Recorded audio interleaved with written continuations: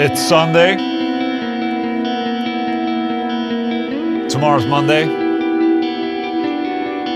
Then comes Tuesday. And then Sunday again.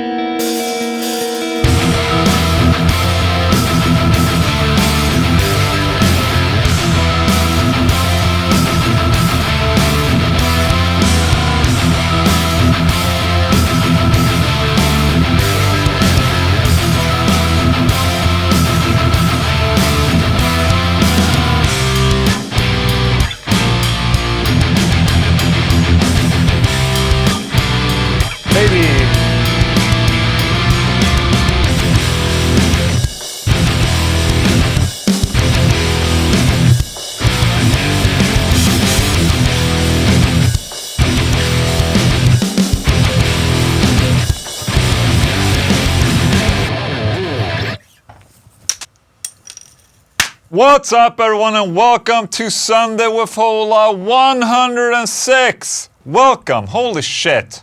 Have you noticed in these past weeks we've been releasing a fair bunch of signature guitars and basses. Last week was Kirk Windstein of Crowbar and Down. This past Friday, Nocturno Culto of Darkthrone. Look at this. This is his signature guitar right here.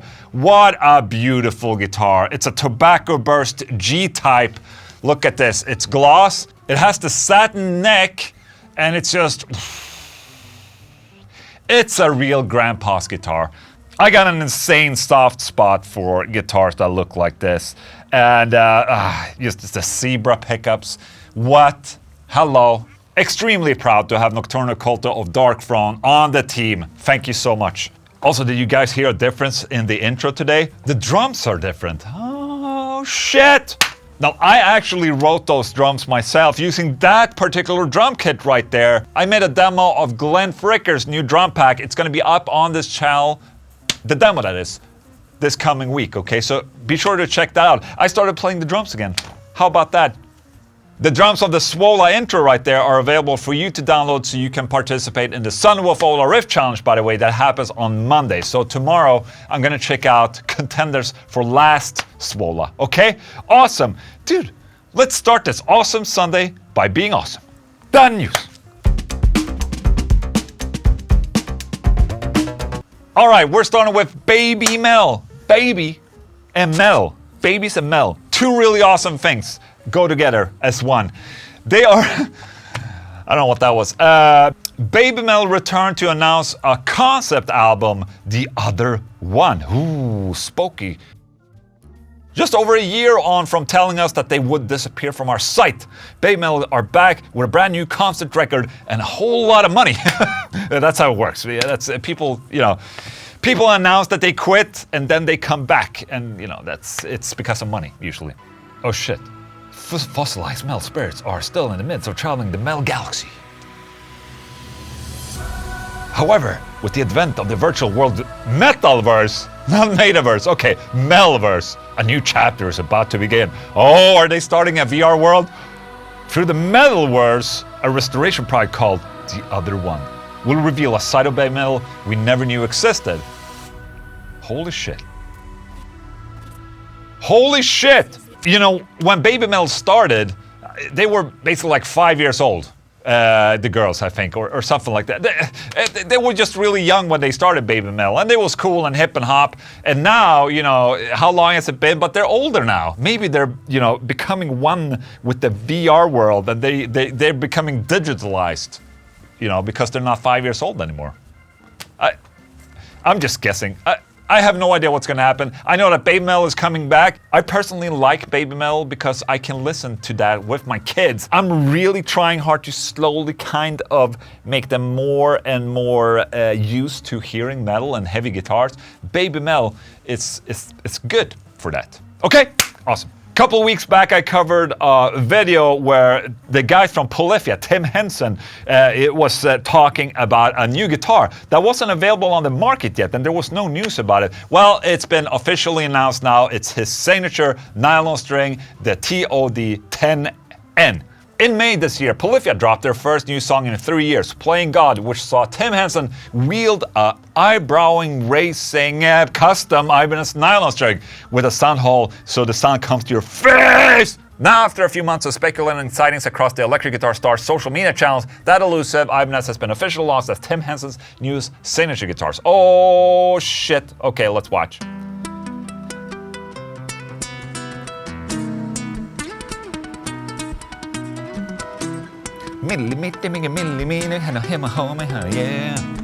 One thing is for sure, Polyphia and Tim Henson and the guys in Polyphia have definitely carved themselves a complete new genre of guitar spacey music, I would say, that everyone's kind of aping off a little bit. It's incredible, which is, you know, it's cool because you don't really see that much happening anymore in the metal community. I mean, is this metal? Probably not, but you know what I'm saying. You understand what I'm saying, okay? I am definitely excited about this guitar. The cool part about it is that the street price is $699 US, which is not that much for a signature guitar, to be honest. I thought it was extremely cool. Look at this. That inlay is a little, with the rose and all, that's a little crunchy maybe, but other than that, I think it looks... Right? The sound hole where the sound goes to your face! I would love to try one of these out. How do I buy one? I would love to get one of these and try it out for something. I'm not used to nylon string or playing classical guitar, but maybe it could be a cool venture to go into, you know, with some nylon string guitar, other than having, you know, a big old box. This is a little smaller, a little bit more petite for smaller bodies and smaller people, I guess. I'm excited. I'm probably gonna get one. Okay, it's time to stop asking if Dream Theater will reunite with Mike Portnoy. They're not, okay. So John Petrucci and Mike Portnoy are currently on tour with John Petrucci's solo album, which of course got fans asking if there was any chance that Portnoy would also return to Dream Theater, to which Petrucci basically responded in a recent interview with Truck Nation with Eddie that it isn't happening and it's a little toxic that he keeps getting asked. I've been very vocal about this and okay, I have to read this with John Petrucci's voice. I've been very vocal about this and outspoken and very careful about this to be clear with my intentions. And Mike and I are reuniting. The stuff that we're doing together with my solo stuff, the Liquid Tension experiment with Mike touring with me, this is its own thing. And Dream Theater is its own thing. And the history that we now have with Mike Mangini in the band for 12 years, it's important for me to make... Because it's not good for anybody. That kind of weirdness or controversy, as we all know, it's just toxic. So there you go. John Petrucci is sick and tired of hearing you guys ask if Mike Portnoy is getting back into Dream Theater.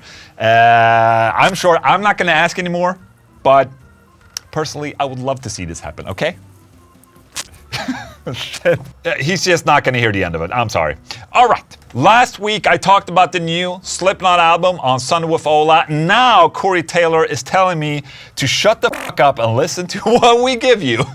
Thank you so much. I appreciate that. I've actually been quite enjoying the album. I just said in the latest Sunday with Ola that it was a little soft. Well, it seems that a lot more people have told Slipknot that they don't like their new album. So Corey Taylor tells them to fuck off, basically. One of the problems about writing one of the heaviest fucking albums of all time is that people just expect you to do that over and over, Taylor said in reference to 2001's Iowa, objectively their heaviest release. Well, that is so boring. When people hear the end so far, they go, well, that's a departure. It's like, what? Are you fucking new? We spent 20 plus years throwing people for a loop, Taylor emphasized. And he's absolutely right. I mean, we have been getting a softer and softer Slipknot ever since Iowa. I mean, it's just a natural development of a band getting more mature and older, and you know, they can't just be hating all their lives. You fucking idiots. Sometimes you just need to shut the fuck up and listen to what we give you. Okay, that's a great point. There's also been speculations that since The End So Far was the last album with Roadrunner Records for Slipknot, that they kind of, you know, half-assed the process of the album because it was the last one, and then when they will release the next album, it will be super kick-ass. I don't think that Slipknot would do something like this. I don't think they would resort to, you know, releasing a lesser album. The next time they will release an album, it will be on their own label. It will probably be pretty similar to what we hear so far, maybe even softer. So there you go. I thought it was interesting and a little bit of a reaction to last week's album talk that I had. Rob Halford. I mean, come on. Rob Halford? The god, man. Rob Halford on upcoming Pantera shows. What's not to love about this really special moment? I don't know. I just wanted to throw this in there because Rob Halford is a god. Okay? He wants to see Pantera. I want to see Pantera too. Someone built a guitar that tases you for a missing note. Okay, what the fuck is this? Doing this for attention? Yes? What? So basically, he's made a thing that if you're playing, what is this, Rocksmith? And if you play something right, you get tased. This sounds like an absolute terrible idea, but good for him and good for us that get to watch him get tased for playing the wrong note. Holy shit, man. I'm a little afraid that this might, get people not to play guitar. I know Steve Vai is an advocate for, when you play something wrong in a scale when you're practicing, that you have to start over completely. Like if you play something wrong, start over. In this sense, it's kind of the same, except that he's getting like a lot of electricity through them. I don't think this would help people to start and learn to play the guitar, but I think it's fun for the simple reason fact that we get to look at this guy, and it's really stupid. Cannibal Corpse Hammer Smash face set to artificial intelligence generated Homer Simpson is terrifying. What the hell is that? So we've seen the rise of artificial intelligence website where you can generate cool art. Actually, I've done this myself. All right, let's try out this one. I haven't tried this one before. Let's just see what happens. Oh, Englund, it's incredible what these artificial intelligence things can do. And this Cannibal Corpse, let's go back and watch it with Homer Simpson. Oh, so it's Ice Cube and blood. Blood runs cold. That's actually pretty cool. I mean, look, take a look at this. I did this at Dream AI. This is me by a toilet. It's pretty accurate, actually. Also, Gojira teases a new song, Our Time Is Now. It's coming with the new NHL 2023 game on Friday. There's a bunch of other bands as well. Cody and Cambria, Ghost, Gojira, Korn, etc. So they're gonna release it on Friday. So after Friday, maybe there'll be a leak of this somewhere so I can listen to it and put it right here. Okay, let's go to Ola listening to the new Gojira. All right, so there is a new Gojira song. It got released just now. It's Friday now, and it's called Our Time Is Now. And boy, oh boy, it's making me quite happy and quite excited for a potential new album as well. Boy, listen to that. I really hope that Gojira is doing another album right now. It's just the hottest shit, man, when it comes to metal. Awesome new song, makes me really excited for some new Gojira, man, holy shit. Check it out on Spotify or something, I don't know. Oh my god, it was awesome. Alright, I think every one of us has seen Steve Vai playing the Hydra guitar. You know, that incredibly awesome beast that he released for a song, with like 1,000 strings and different, it's incredible. He's been playing that live now, and that is amazing. There's footage of that, but I want to cover Steve Vai's bass player because he's also made a video of his Hydra. Quoting Steve, before we started the tour, I told Philip, our bass player, that we're going to perform Teeth of the Hydra, but he was a little bit miffed because there's no real bass part for him, so he made his own part. He's an incredible bass player, by the way. So here it is. Let's listen. It's his own special Hydra.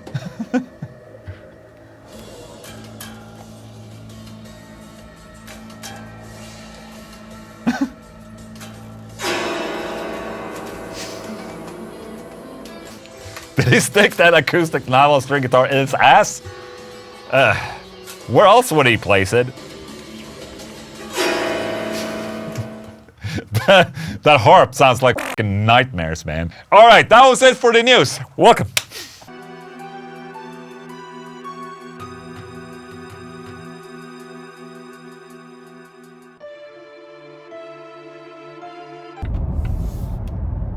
It's not really that late, it's only 7 p.m. But I'm going to a Plini show tonight. It's gonna be amazeballs. First, I'm picking up Joel. He's gonna be my +1 today.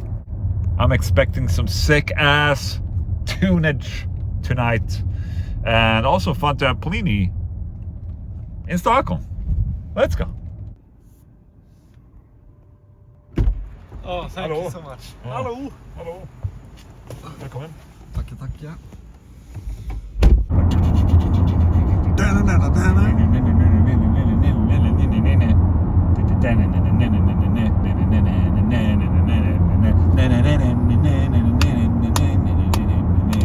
Det här blir musik alltså.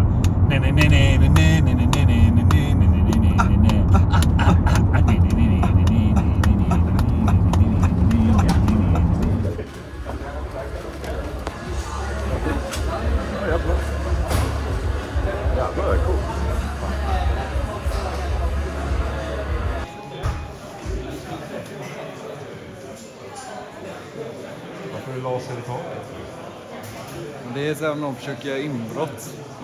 Så får man ducka för lasern så man inte nuddar den för att gå larm. Ja, det är Mission Impossible. Ja, precis.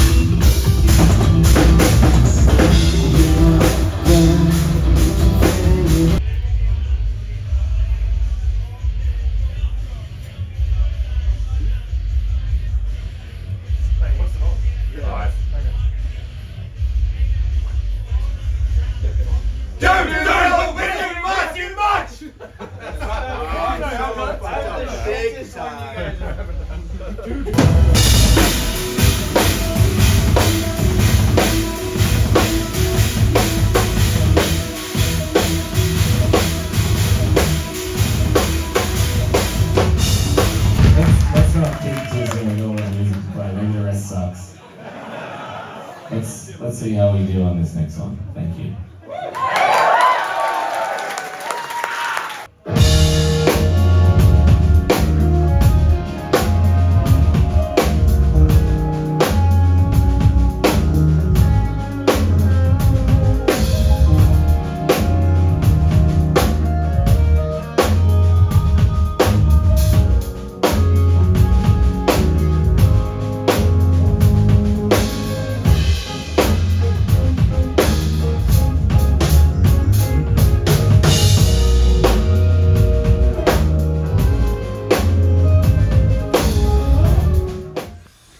It's the next day after the show, and there was a lot of things that actually happened that I didn't get to film, unfortunately. First of all, Plini, holy shit, what a band he's brought along with him. Oh my god, they were absolutely amazing. Also, I was really happy and surprised by the fact that Manuel was there. You know, Manuel is an incredible Instagram guitar player. You know, he's the guy that Jared said, you know, hands don't glitch like that. But I can assure you, they did glitch like that live. I saw it myself. I didn't get to film that much, but Plini actually asked me to introduce the band to the crowd. So that was a very, very pleasant and nervous surprise for me. I got up and basically got to introduce the band in front of the audience, which was a very nice touch. And the response of the audience was incredible, so that made me really happy too. It was an incredible show, and I didn't get the chance to have Plini for Coffee with Ola. I know how it is when you're out touring and traveling. It's just not, schedules, man. It's just not that easy, and you know, you arrive late and shit like that. So maybe another time, okay? But the show was amazing. Thank you so much for having me, Plini, and hope you enjoyed Stockholm. All right, question of the day. The segment where my members get to ask me questions and I get to answer them. And today's question is from Soul. Nicholas, let's go. Hey Ola, have you ever done a deep dive into deathcore music? I feel like their riffage and how they evolved from the death metal into its own sound would be of interest to you. My recommendations: Angel Maker, Enterprise Earth, and Fitford Topsy. See you, man. Thank you so much to Nicholas for that question. And in regards to deathcore, I've kind of steered away a little bit from deathcore because when deathcore started to become a thing, you know, melodic death metal definitely became a thing during the, you know, the beginning of the 2000s with bands like Chimera and Killswitch Engage and stuff like that. At the same time, we also started to see more and more deathcore bands. Fit for an Autopsy I have listened to, and I don't remember the album, but it's a good one. But some of the other bands, I just haven't really been paying attention to what exists and what's what in that sense.